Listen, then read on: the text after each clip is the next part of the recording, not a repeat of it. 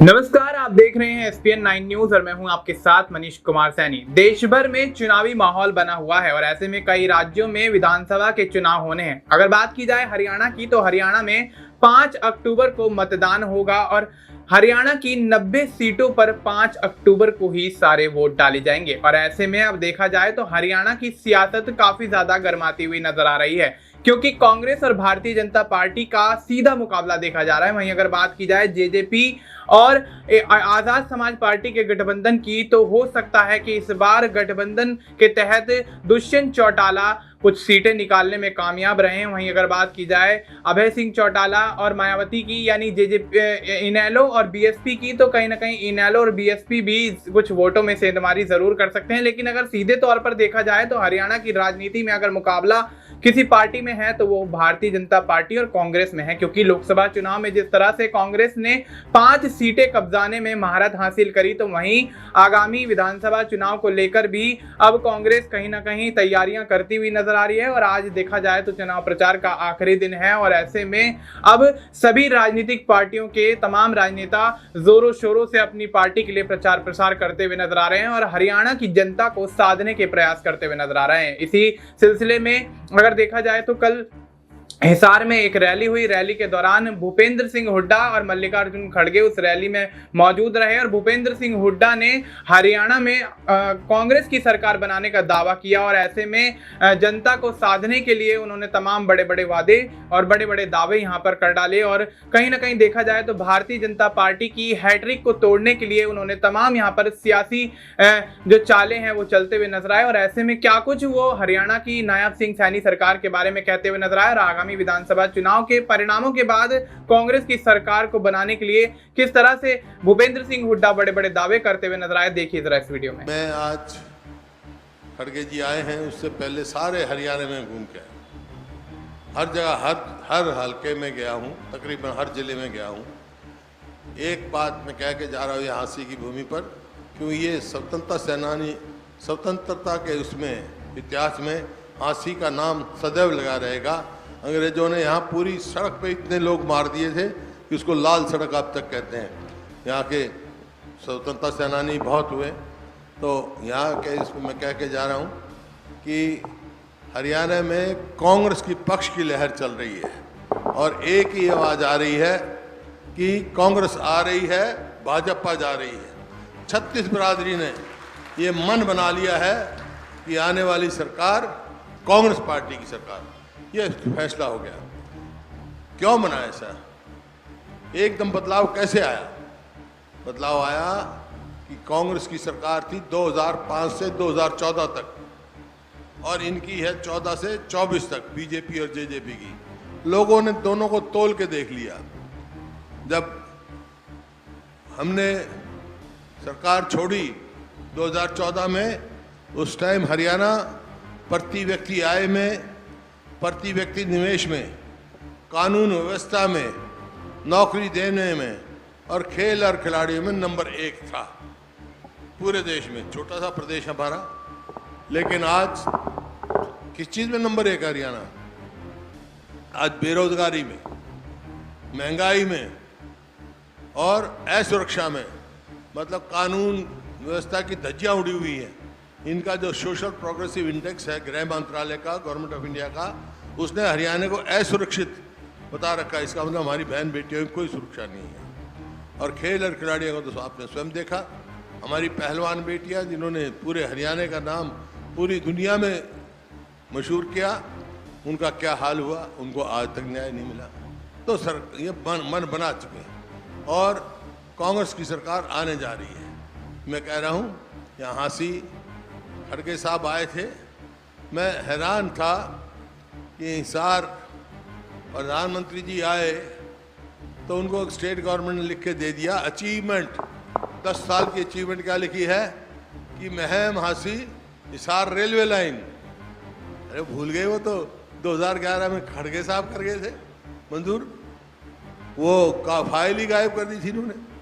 Railway minister ने sanction कर रखी, प्लानिंग कमीशन से वो लाइन सैंक्शन हुई है, सारा काम हो गया। सेक्शन 4 हो गया था, सेक्शन 6 हो गया था, उसके बावजूद वो गायब हो गए। तो एक बार जब सवाल पूछा वो तत्कालीन मुख्यमंत्री ने कहा कि वो फाइल गायब हो गई। फाइल गायब हो गई, फिर फाइल तलाश करके दी, जब कहीं काम शुरू हुआ और 17 में पूरी हुई, आपके सामने है। तो ये अचीवमेंट है इनकी। तो ये सरकार बिल्कुल बेकार सरकार, इसने कोई काम नहीं किया यहाँ पर। बाकी कांग्रेस की सरकार आएगी, वो तो खड़गे साहब जी बताएंगे, क्योंकि मैनिफेस्टो जो लिखा हमने एक एक लाइन इन्हें दे रखे हैं। 7 हमने जो वायदे किए हैं वो ये बताएंगे अपने मुख से, और जो कहेंगे कांग्रेस पार्टी वो कांग्रेस पार्टी करती है, आपको सबको मालूम है। आज सवाल इस बात का है, अब बेरोजगारी की बात कही। बेरोजगारी, इन्होंने एक और नया तरीका ढूंढा है संविधान को बाईपास करने का। जो आरक्षण की संविधान में प्रावधान है उसको खत्म करने का। क्या? इन्हें कौशल रोजगार निगम के नाम से नौकरियां देते हैं, कच्ची नौकरी देते हैं, ठेके पे नौकरियां देते हैं, ना तो वो पक्की हैं, ना उसमें रिजर्वेशन है और ना ही कोई मेरिट है उसमें, सिवाय भ्रष्टाचार का अड्डा इसमें।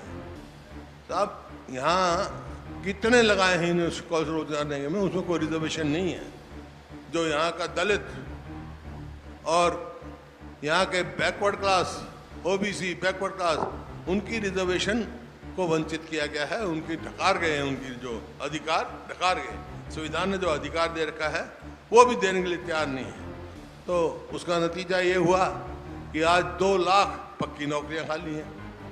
तो कांग्रेस की सरकार आएगी तो खड़गे जी ने कह रखा 2 लाख हम पक्की नौकरियां अपने बच्चों को, हरियाणा के बच्चों को देंगे, क्योंकि इन्होंने बड़े जाति करी है। रिजर्वेशन भी पूरी देंगे जितना उनका हक बनता है। अभी चर्चा हो रही थी कानून व्यवस्था की, ज़्यादा मैं बात नहीं कहूँगा, सारी बातें खड़गे साहब बता देंगे आपको। कानून व्यवस्था आज बिल्कुल चरमरा गई है, फिरौती मांगी जा रही है। कोई भी अपने आप को सुरक्षित महसूस नहीं कर रहा हरियाणा में। कोई व्यापारी हो, कोई भी, मेरी बहन हो, महिला हो, कोई भी अपने आप को सुरक्षित महसूस नहीं करता। ऐसी परिस्थिति कोई पहली दफ़ा नहीं हुई है, 2005 से भी पहले ऐसी थी।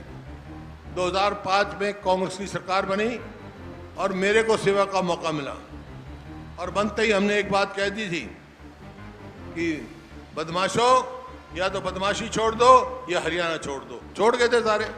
10 साल तक हरियाणा इतनी तरक्की करी है उन्होंने, और यहाँ आज क्या हालत हो रही है।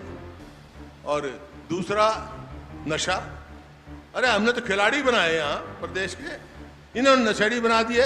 हमने तो कभी सुना ही था चिट्टा पिट्टा पता नहीं क्या क्या चल रहा है, हमारी युवा पीढ़ी को खराब कर रहा है।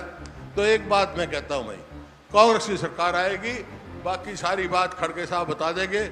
मैं एक बात आपको विश्वास दिला के जाता हूँ, कांग्रेस की सरकार आएगी, 2 चीज हरियाणा से खो देंगे हम। क्या? एक बदमाश, एक नशा हरियाणा में नहीं रहने देंगे हम, ताकि हरियाणा विकास कर सके। और मैं जो खड़गे साहब ने एक रेल और रोड रैली करी थी हांसी में, इन्होंने बहुत हरियाणा में मेहरबानी रही। जब इनके पास जो भी महकमा रहा इन्होंने बहुत दिया। एक बल्कि एक तो रेलवे लाइन ने कैंसिल भी कर दी। तो ये मैं इनके सारे हरियाणा के लोगों की तरफ से इनका आभार भी व्यक्त करता हूँ। जो आप मंजूर करके गए थे वो 17 में चालू की इन्होंने, कागजी गायब कर दिए। ये सड़क जो है 4 लेन, ये आपके टाइम की हुई है और ये सिरसा तक गई है। सारे हरियाणा में जितनी रोड हैं, रेल हैं, आपके समय में हरियाणा में 250 किलोमीटर या तो रेलवे लाइन बिछी या अपना मंजूर की गई, 81 किलोमीटर मेट्रो और बिजली के कारखाने, 4 थर्मल, एक हिसार में भी है उसमें, और एक न्यूक्लियर पावर प्लांट फतेहाबाद में। तो ये इनकी 10 साल सरकार में भाई एक तो मेट्रो का पोल नहीं लगा, 1 इंच रेलवे लाइन नहीं नई कोई मंजूर कराई उन्होंने, और 1 यूनिट बिजली की नहीं बनाई। तो ऐसी सरकार का क्या, इसको चलता करना है हमने।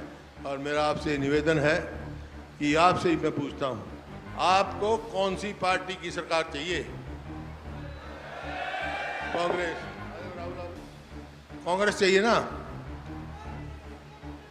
कांग्रेस चाहिए तो एक बात सुनो, और सारे काम भी होने आपके, तो कांग्रेस की पार्टी चाहिए। तो एक बात मेरी मान लो, एक मैं तुम्हारी मान लूंगा। मेरी तो ये मानो राहुल मक्कड़ को, ये हमारे मित्र के पुत्र हैं, आज ज़्यादा से ज़्यादा वोटों से जिता।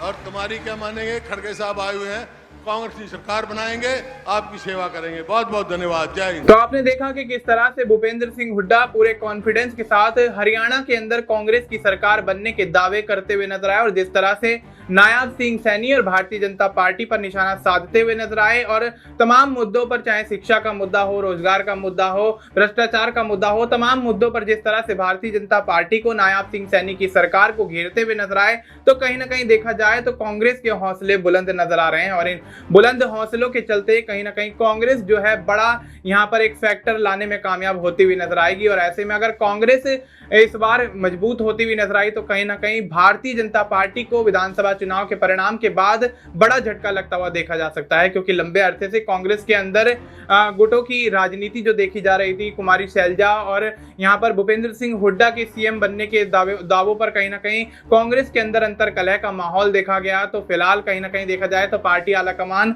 उस माहौल को शांत करवाने में कामयाब साबित होते हुए नजर आए और ऐसे में भूपेंद्र सिंह हुड्डा ने जिस तरह से हिसार के अंदर हुंकार भरी है, तो हो सकता है कि आगामी विधानसभा चुनाव के परिणामों के बाद कांग्रेस कहीं ना कहीं एक बड़ी यहां पर जीत हासिल करते हुए नजर आए और ऐसे में अगर कांग्रेस के हाथ बड़ी जीत लगती है तो भारतीय जनता पार्टी के लिए कहीं ना कहीं सोचने का विषय अब होता हुआ नजर आएगा और हरियाणा की राजनीति में किस तरह से सियासी समीकरण बदलते हुए नजर आएंगे, इस पर हम आपको अपडेट करते रहेंगे। फिलहाल देश और दुनिया से जुड़ी तमाम जानकारी के लिए आप देखते रहिए SPN 9 न्यूज।